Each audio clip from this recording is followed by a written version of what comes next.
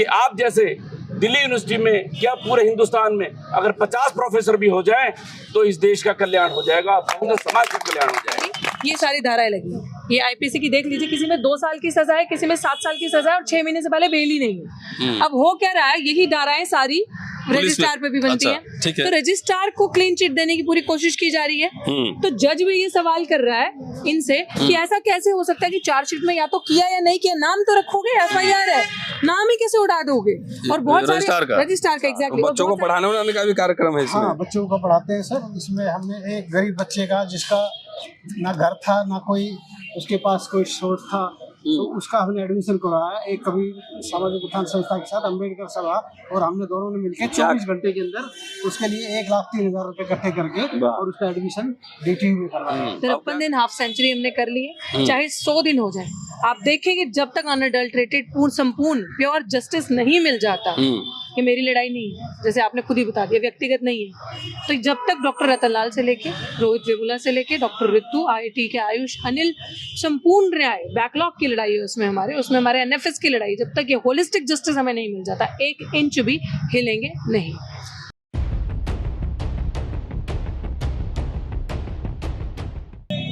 पाहन पूजे हरि मिले तो मैं पूजू पहाड़, याते चाकी भली जो पीस खाए संसार, कांकर पाथर जोड़ी के मस्जिद लिए चुनाए, ता चढ़ी मुल्ला बाग दे क्या बहिरा हुआ खुदाए। दोस्तों, ये पंक्तियाँ कबीर साहब की है। मैं यहाँ दिल्ली यूनिवर्सिटी के गेट नंबर 4 पे हूँ। ऋतु का धरना यहाँ चल रहा है, आज 53वां दिन है। और आज इस धरने में एक खास संस्था के लोग शामिल हुए हैं, कबीर सामाजिक उत्थान संस्था। और जैसा कि आप देख रहे हैं सोशल मीडिया पर कि पिछले 53 दिनों में देश भर से कई लोग, कई सामाजिक संगठन, कई political parties, activist, advocates, professionals, actor, actress, तमाम तरह के लोग यहाँ शामिल हुए। और जब जब मौका मिला मैं आपको रूबरू कराता ही रहा। आज कबीर सामाजिक उत्थान संस्था के यहाँ पे एक्टिविस्ट सब आए हैं, उनसे भी बात करेंगे कि आखिर इस आंदोलन के बारे में क्या इनको आइडिया है, क्या जानते हैं और कैसे आए हैं और संस्था क्या काम कर रही है, उसके बारे में भी बात करेंगे। और साथ में ऋतु हैं, 53 दिन में क्या चल रहा है, इनका हौसला टूटा तो नहीं है, कहीं तो घबरा तो नहीं गई हैं, या इनको समाज का व्यापक समर्थन मिल रहा है, तमाम पहलुओं पर बात करूंगा। स्वागत है आप सबका जी। जय भीम, जय भीम। ऋतु, पहले आपसे शुरू करता हूँ, क्या चल रहा है? आपके पूछने से पहले मैं ही बोल देती हूँ। आपने सवाल किया क्या इनका हौसला टूटा तो नहीं है। हम आपसे आज से नहीं जुड़े, आपसे हम जुड़े हैं जब हम स्टूडेंट्स थे यहाँ पे दिल्ली विश्वविद्यालय में। तो जिनके प्रोफेसर्स ऐसे हों जो अडिग हैं, अटल हैं, साहसी हैं, जो राइट मार्ग जो बुद्धा ने हमें दिखाया है, जिस तरीके से आपने बात करी फ्री विल की, तर्क की, जो आपके प्रोफेसर, जब आपने उनका ज्ञान पढ़ा हो तो ना ही तो आप हिलते हैं, आप हिम्मत से डटे रहते हैं, क्योंकि आपने संघर्ष का रास्ता चुना है, आपने सवाल करने का रास्ता चुना है। और हमारे पंजाब में कहावत है, जब होंद की बात आती है, सेल्फ रिस्पेक्ट और डिग्निटी की बात आती है, तब सामने कुछ और नहीं दिखता। मंजिल हमारी क्लियर है। 53 दिन हाफ सेंचुरी हमने कर ली है, चाहे 100 दिन हो जाए। आप देखेंगे जब तक अनअडल्टरेटेड पूर्ण संपूर्ण प्योर जस्टिस नहीं मिल जाता, ये मेरी लड़ाई नहीं है, जैसे आपने खुद ही बता दिया, व्यक्तिगत नहीं है। तो जब तक डॉक्टर रतनलाल से लेके रोहित वेमुला से लेके डॉक्टर ऋतु, आईआईटी के आयुष, अनिल, संपूर्ण न्याय बैकलॉग की लड़ाई है उसमें हमारे एनएफएस की लड़ाई, जब तक ये होलिस्टिक जस्टिस हमें नहीं मिल जाता 1 इंच भी हिलेंगे नहीं। चलिए, ये यहाँ 53वां दिन है और धरना तो चल ही रहा है। कई नेता भी यहाँ आए हैं, सिमरजीत सिंह मान साहब आए थे और मैंने उनका भाषण सुना है। तो ये लड़ाई मुझे उम्मीद है कि संसद में भी जाएगी, सड़क पे भी जाएगी, लेकिन ये लड़ाई कोर्ट में भी चल रही है। कोर्ट में क्या चल रहा है, अगली तारीख कब है और क्या बातचीत हुई है कोर्ट में, ये भी जरा बताइए हमारे दोस्तों को। कोर्ट में बहुत अच्छे से चल रहा है। कोर्ट में अभी जो पुलिस ने जिस तरीके से डीयू प्रशासन को बचाने की कोशिश करी किस किस पर एफआईआर है, क्या चार्जशीट दायर हो गया, क्या क्या रजिस्ट्रार पे एफआईआर है और क्या नाम है रजिस्ट्रार का? विकास गुप्ता। अच्छा, विकास गुप्ता पे एफआईआर है और प्रिंसिपल सविता रॉय पे एफआईआर है। दोनों ही बहुत खिलाड़ी हैं, क्योंकि अगर आपको ध्यान हो तो दौलत राम कॉलेज की प्रिंसिपल का कॉन्ट्रैक्ट कोविड के टाइम पे खत्म हो चुका था। प्रिंसिपल का 5 साल का जो पीरियड था, तो उसको इलीगली कॉन्ट्रैक्ट रिन्यू करवाने वाले और बिना साइन की चिट्ठी देने वाले रजिस्ट्रार साहब साबित है। तो ये जी। चोर चोर मुसेरे भाई हैं, भाई बहन। भाई बहन है, बिल्कुल भाई बहन, हाँ मुझे बिल्कुल।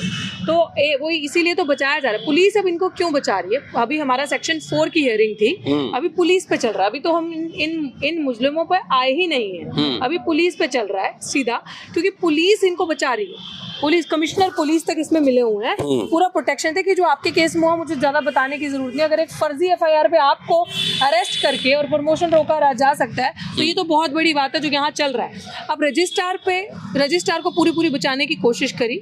मैडम सविता रॉय पे तो एफआईआर चार्जशीट जमा हो चुकी है, धाराएं आप देख सकते हैं कौन कौन सी धाराएं लगी हैं, जी वो सारी धाराएं लगी हैं, ये सारी धाराएं लगी हैं। ये आईपीसी की देख लीजिए, किसी में 2 साल की सजा है, किसी में 7 साल की सजा है और 6 महीने से पहले बेल ही नहीं है। अब हो क्या रहा है, यही धाराएं सारी रजिस्ट्रार पे भी बनती अच्छा, है। तो रजिस्ट्रार को क्लीन चिट देने की पूरी कोशिश की जा रही है।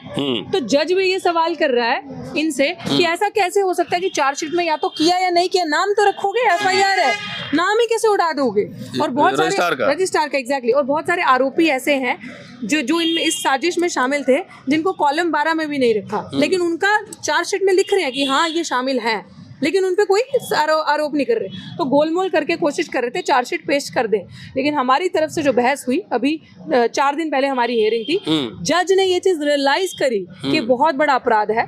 ऐसा कैसे हो सकता है? जज ने ये भी चीज़ रियलाइज करी कि SC/ST केसेस में जो मेन अपराधी हैं, जिनके ऊपर धाराएं बनती है, जिनका गुनाह है, उनको आपने क्लीन चिट कैसे दे दी? इसीलिए जज ने जितने भी तीनों आईओ, देखो मेरे केस हाई कोर्ट में है, नहीं सेशन कोर्ट में 3 आईओ बदले गए हैं मेरे केस में, क्योंकि किसी ने वीडियोग्राफी नहीं करी। पहला आईओ जो था पंकज शर्मा, उसने तो सिर्फ टाइम काटा, वो तो खत्म करना, अब समझ लो नाम से ही पता चल जाएगा, खत्म करना चाह रहे थे। तो डीसीपी साहब इतने शैतान थे जिन्होंने आपको रातों रात अरेस्ट किया, उन्होंने वो वाले आईओ को हटा के जो आईओ अपनी कम्युनिटी के दे दिए सेम, क्या ताकि उन पर सेक्शन 4 ना बने। लेकिन ये आईओ भी समझ लें, सेक्शन 4 अगर नहीं बनेगी तो 166A जरूर बनेगी। अब इसलिए जो आने वाले 7 नवंबर को तारीख है दोबारा, उसमें उन्होंने उनसे रिटर्न रिप्लाई मांगा है कि वीडियोग्राफी क्यों की, नेग्लिजेंस कैसे किया ड्यूटी का, जो सेक्शन कह रहा है SC/ST एक्ट की धाराएं कह रही हैं उसकी इंप्लीमेंटेशन क्यों नहीं करी। तीनों आईओ को बुला के वहाँ खड़ा किया, अपना रिटर्न रिप्लाई लेके आएंगे, अपना सबमिशन देंगे कि नेग्लेक्ट कैसे किया, और उसके बाद उनके ऊपर सेक्शन 4 की जो धाराएं बनती होंगी वो लगेंगी जी उनका मुकदमा होगा। और फिर हमने एक और अर्जी भी डाली है अभी, डीसीपी पे भी बनेगा, क्योंकि डीसीपी तक क्या कमिश्नर पुलिस पे भी बनेगा, सब क्योंकि चार्जशीट ऐसे जमा नहीं होती जब तक कमिश्नर पुलिस के साइन ना हो। तो तभी तो मैं कह रही हूँ इन अपराधियों को बचाने के लिए पुलिस प्रशासन भी मिला हुआ है। तो उसका कनेक्शन तो होम मिनिस्ट्री से भी है, एग्जैक्टली डीएम से भी है डायरेक्ट, जो डीएम है हमारे यहाँ के उनसे भी है, तो होम मिनिस्ट्री में भी है। इसीलिए अब इन सबके दरवाजे खटखटाए जाएंगे, इन सबको एक्सपोज किया जाएगा, क्योंकि सर जैसे आपने कहा ये व्यक्तिगत लड़ाई नहीं है, इस लड़ाई में जो क्रिमिनल्स जो शामिल हैं इसमें उन सबको सामने लाया जाएगा। लेकिन इस छोटे क्रिमिनल को, इस मच्छर को बचाने की कोशिश क्यों हो रही है? तो गलती तो गुंडी अपने आप में धमकियां देती है, गुंडे भेजती है मारने के लिए, लेकिन इसको क्यों बचाया जा रहा है? क्योंकि जब इसके ऊपर तलवार आएगी तो ये 10 के नाम और बताएगी, ये भी था, ये भी था, ये भी था। तो उसको बचाने के लिए, रजिस्ट्रार को बचाने के लिए साजिश बन रही है कि सब एक दूसरे को पकड़ लो हाथ, सब मतलब पुलिस उनको बचा रही है और वो आपस में एक दूसरे को बचा रहे हैं, तो ये साजिश हो रही है। लेकिन तो 7 को हियरिंग है, 7 नवंबर 7 नवंबर को हियरिंग है। अच्छा, 30,000 में तो 7 नवंबर को जो होगा वो बताइएगा जरूर, हम अपने दोस्तों से बताएंगे। कभी हौसला हारना नहीं है, हम लोग कोई हारते उड़ते नहीं है, एकदम मजे करिए, एकदम पूरा संघर्ष का आनंद लीजिए, तब उसका आनंद है। चलिए, हमारे साथ कई खास मेहमान हैं, कबीर सामाजिक उत्थान संस्था से दिल्ली से जुड़े हुए हैं, उनसे बात करते हैं कि इस आंदोलन के बारे में क्या समझ रहे हैं, क्या जानते हैं और इनकी संस्था क्या काम कर रही है। सर बताइए, स्वागत है। जय भीम। बताइए जरा अपने बारे में पहले। हमारी संस्था समाज के जितने भी विभिन्न जातियां हैं सबको सामूहिक तौर पे संगठित करके और समाज से अंधविश्वास, पाखंडवाद, इनके खिलाफ मुहिम चला रखी है। और समाज के नाम क्या हुआ आपका? मेरा नाम जगदीश चंद्र सिंगल है जी। अच्छा, सिंगल साहब जी जी। और समय समय पर जितने भी हमारे महापुरुषों के जन्मदिन आते हैं, संस्था मनाती है। फरवरी में संत रविदास जी का आ जाता है, अप्रैल में बाबा साहब का बर्थडे हम पार्लियामेंट स्ट्रीट में मनाते हैं हर साल, उसका सारा चित्रण इसमें दिया गया है। और मई जून में संत कबीर का आ जाता है। उसके बाद हम पिछले 3 साल से समाज के जो IAS बच्चे बनते हैं उनका भी सम्मान करते हैं। अभी पिछले 30 तारीख को ही हमने किया था, 5 बच्चों को बुलाया था जो IAS में सेलेक्ट हुए हैं, तो उनका भी हम समाज में सम्मान करते खाली IAS लोग करते हैं कि मास्टर लोग का भी करते हैं? हैं। जो उत्कृष्ट काम करते हैं उनका भी तो यहाँ ऋतु भी तो उत्कर्ष काम कर रही है। हाँ, तो इनको अपने प्रोग्राम में समाज में हमारे दिक्कत ये है ना, उनको जो SCPTC बन जाता लगता है वही बड़ा काम कर रहा है, इंटेलेक्चुअल का काम नहीं लगता है। ये तो शेरनी का वो दूध है जो धाड़ता है, बाबा साहब का जो वाक्य है उसको चरितार्थ कर रही है। तो हमें संस्था की तरफ से हम बार बार आते रहे हैं। पीछे जो उनका प्रदर्शन था उसमें भी हमारे दर्जनों साथी आए थे और आज ये बैठे हैं, ये सारे संस्था के कार्यकर्ता हैं। अच्छा, तो बच्चों को पढ़ाने उड़ाने का भी कार्यक्रम है इसमें? हाँ, बच्चों को पढ़ाते हैं सर। इसमें हमने एक गरीब बच्चे का जिसका ना घर था ना कोई उसके पास कोई सोर्स था, तो उसका हमने एडमिशन करवाया एक कबीर सामाजिक उत्थान संस्था के साथ, अम्बेडकर सभा, और हमने दोनों ने मिलकर 24 घंटे के अंदर उसके लिए 1,03,000 रुपये इकट्ठे करके और उसका एडमिशन DTU में करवाया। अब क्या कर रहे हैं साहब? अब वो फाइनल ईयर में है। और चलिए, गुड।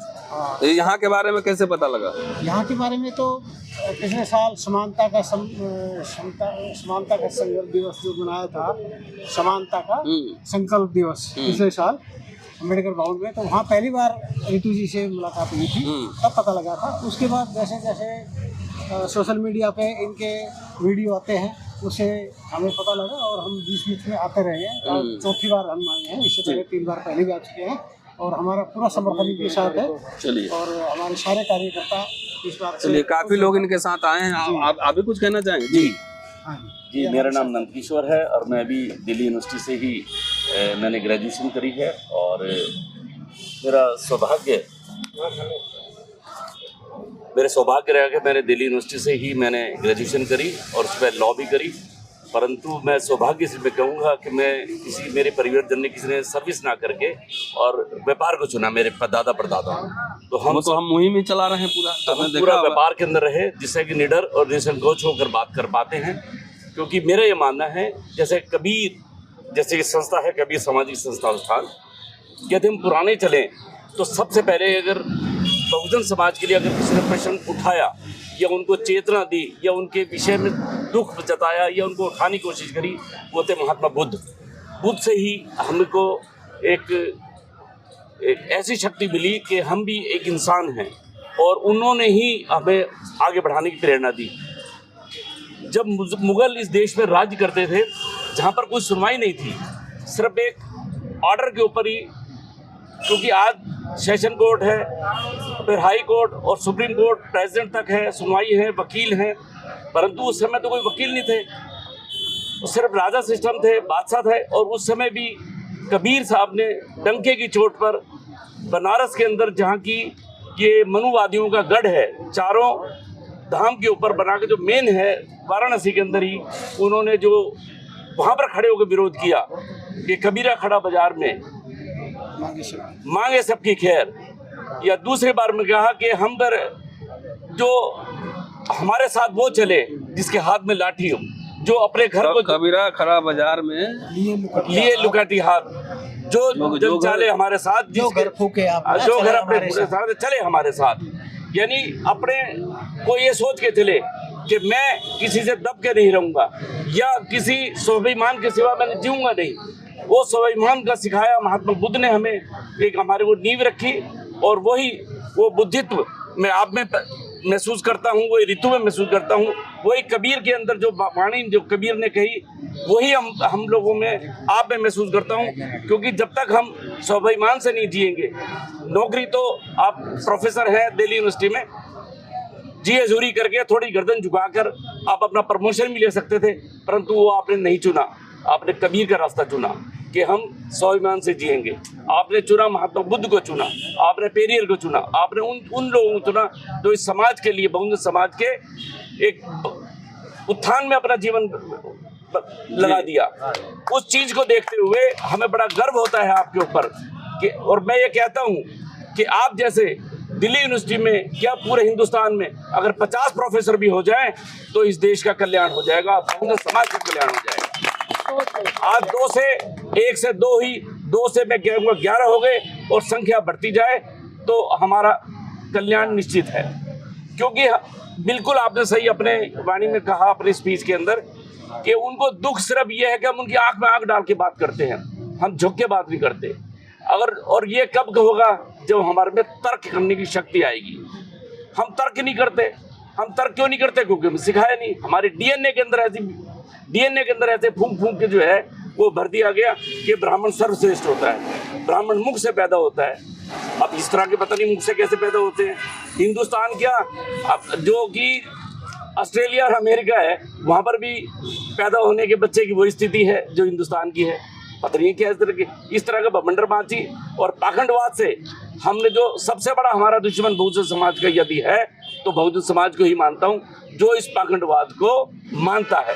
चलिए, आप क्या बिजनेस करते हैं आप? सिर्फ मेरा लोहे का काम है। लोहे का? किधर? दिल्ली में है। ज्वाइंट फैमिली, सारा परिवार है, तो जगह जगह फैला हुआ है। अच्छा, चलिए, बहुत बढ़िया। तो यहाँ कैसे, इसके बारे में कैसे पता लगा? ये सोशल मीडिया से, और फिर हमारी संस्था जो है जब यहाँ तक खबर आई तो पिछली बार भी आए थे तो हमें भी खबर मिली, तो फिर आज हमने प्रोग्राम रखा तो इन्होंने कहा भी ऐसे ऐसे वहाँ चलते हैं, जो उनकी रिक्वायरमेंट है उसके लिए सामान लेके आए थे और धरने पर जो बैठे हैं उनके लिए भोजन वगैरह व्यवस्था। चलिए, तो ये देखिए 53वां दिन है और लगातार देश से, दिल्ली, एनसीआर, देश के तमाम कोनों से लोग यहाँ आ रहे हैं। हौसला बनाए रखिए, डरने का नहीं, लड़ने का। शुक्रिया। देखते रहिए अम्बेडकर नामा।